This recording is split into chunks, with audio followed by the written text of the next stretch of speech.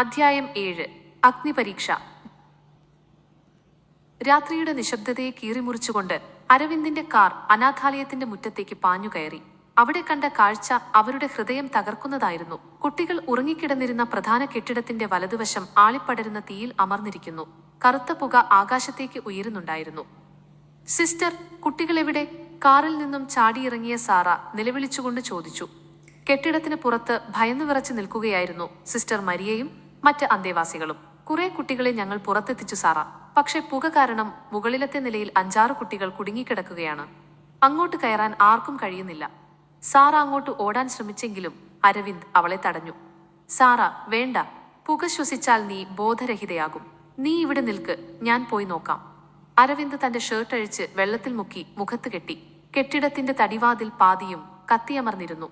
ഒട്ടും ആലോചിക്കാതെ അവൻ ആ തീജ്വാലകൾക്കിടയിലൂടെ അകത്തേക്ക് കുതിച്ചു. അരവിന്ദ്! സാറയുടെ വിളി ആ പുകപടലങ്ങൾക്കിടയിൽ അലിഞ്ഞുപോയി. അകത്ത് കാഴ്ച തീർത്തും അവ്യക്തമായിരുന്നു. പുകയും ചൂടും കാരണം ശ്വാസം കിട്ടാൻ അരവിന്ദ് ബുദ്ധിമുട്ടി. മുകളിലത്തെ നിലയിൽ നിന്നും കുട്ടികളുടെ കരച്ചിൽ കേൾക്കാം. അവൻ പടികൾ വേഗത്തിൽ കയറി. മുകളിലെ മുറിയുടെ വാതിൽ പുറത്തുനിന്നും പൂട്ടിയ നിലയിലായിരുന്നു. ഇതാരോ മനഃപൂർവ്വം ചെയ്തതാണ്, അരവിന്ദ് ചിന്തിച്ചു. അവൻ തന്റെ സർവ്വശക്തിയുമെടുത്ത് വാതിൽ ചവിട്ടിപ്പൊളിച്ചു. അകത്ത് ശ്വാസം മുട്ടി തറയിൽ കിടക്കുകയായിരുന്നു 5 ചെറിയ കുട്ടികൾ. അരവിന്ദ് ഓരോരുത്തരെയായി എടുത്ത് താഴെ നിൽക്കുന്നവരുടെ അടുത്തേക്ക് എത്തിക്കാൻ തുടങ്ങി. അവസാനത്തെ കുട്ടിയെയും കൊണ്ട് പുറത്തിറങ്ങുമ്പോഴേക്കും കെട്ടിടത്തിന്റെ ഒരു ഭാഗം തകർന്നു വീണു. അരവിന്ദ് മുറ്റത്തെ പുല്ലിലേക്ക് വീണു. അവന്റെ കയ്യിലും തോളിലും പൊള്ളലേറ്റ പാടുകൾ. സാറ ഓടിവന്ന് അവനെ പിടിച്ചെഴുന്നേൽപ്പിച്ചു. എല്ലാവരും സുരക്ഷിതരല്ലേ? അരവിന്ദ് കിതച്ചുകൊണ്ട് ചോദിച്ചു. കുട്ടികൾ സുരക്ഷിതരാണെന്നറിഞ്ഞപ്പോഴാണ് അവന് ശ്വാസം നേരെ വീണത്. പക്ഷേ ആശ്വാസത്തിന് ആയുസ് കുറവായിരുന്നു. അനാഥാലയത്തിന്റെ ഗേറ്റിനടുത്ത് കറുത്ത വസ്ത്രം ധരിച്ച ചില രൂപങ്ങൾ നിൽക്കുന്നത് അവർ കണ്ടു. അവർ മറ്റാരുമായിരുന്നില്ല, വിക്രമിന്റെ വിശ്വസ്തനായ ഷെരീഫിന്റെ ഗുണ്ടകളായിരുന്നു. അരവിന്ദ് വർമ്മ, നിനക്ക് ജീവനിൽ കൊതിയുണ്ടെങ്കിൽ ആ നീലക്കല്ല് ഇപ്പോൾ തന്നെ ഞങ്ങൾക്ക് കൈമാറണം. ഇല്ലെങ്കിൽ ഈ കുട്ടികൾ ഇന്ന് രാത്രി ഇവിടെ കത്തിയമരും. ഒരു കടുപ്പമേറിയ ശബ്ദം കേട്ടു. ഷെരീഫ് പതുക്കെ മുന്നോട്ട് വന്നു. അവന്റെ കയ്യിൽ ഒരു പെട്രോൾ ബോംബുണ്ടായിരുന്നു. നീ വിചാരിക്കുന്നത് പോലെ ആ കല്ല് ഇപ്പോൾ ഞങ്ങളുടെ കൈവശമില്ല ഷെരീഫ്. അത് കോവിലകത്തെ ക്ഷേത്രത്തിൽ തിരിച്ചുവെച്ചു കഴിഞ്ഞു. അരവിന്ദ് എഴുന്നേറ്റ് നിന്ന് പറഞ്ഞു. എങ്കിൽ നീ അത് പോയി എടുത്തു വരണം. അല്ലെങ്കിൽ സാറയെ ഞങ്ങൾ കൊണ്ടുപോകും. ഷെരീഫ് തന്റെ ആൾക്കാർക്ക് ആംഗ്യം കാണിച്ചു. അരവിന്ദ് സാറയെ തന്റെ പിന്നിലേക്ക് മാറ്റി നിർത്തി. സാറയെ തൊടണമെങ്കിൽ ആദ്യം എന്നെ മറികടക്കണം. സംഘർഷം മുറുകുന്നതിനിടെ അപ്രതീക്ഷിതമായി അനാഥാലയത്തിന്റെ മതിൽ ചാടി ഒരാൾ അങ്ങോട്ട് വന്നു. അത് മറ്റാരുമായിരുന്നില്ല, 30 വർഷം ജയിലിൽ കിടന്നതുപോലെ കഴിഞ്ഞ ഐസക് ജോസഫ് ആയിരുന്നു. അദ്ദേഹത്തിന്റെ കയ്യിൽ ഒരു പഴയ നാടൻ തോക്കുണ്ടായിരുന്നു. കോവിലകത്തെ പഴയ കാവൽക്കാരന്റെ പക്കൽ നിന്നും അദ്ദേഹം അത് സംഘടിപ്പിച്ചതായിരുന്നു. ഷെരീഫ്, നീ എന്റെ മകളെ തൊടില്ല.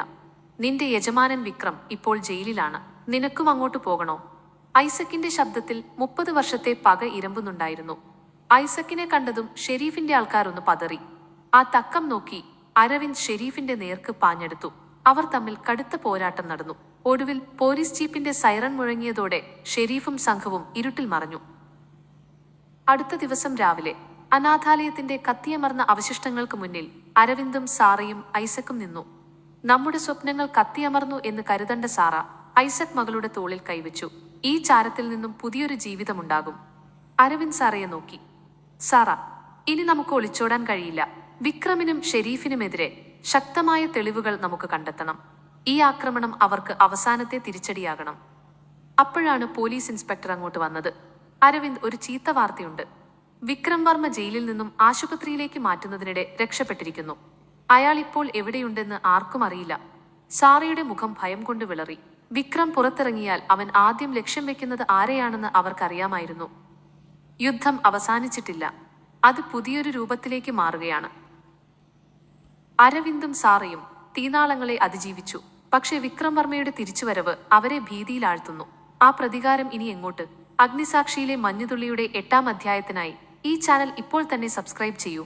ബെൽ ഐക്കൺ അമർത്താൻ മറക്കരുത്.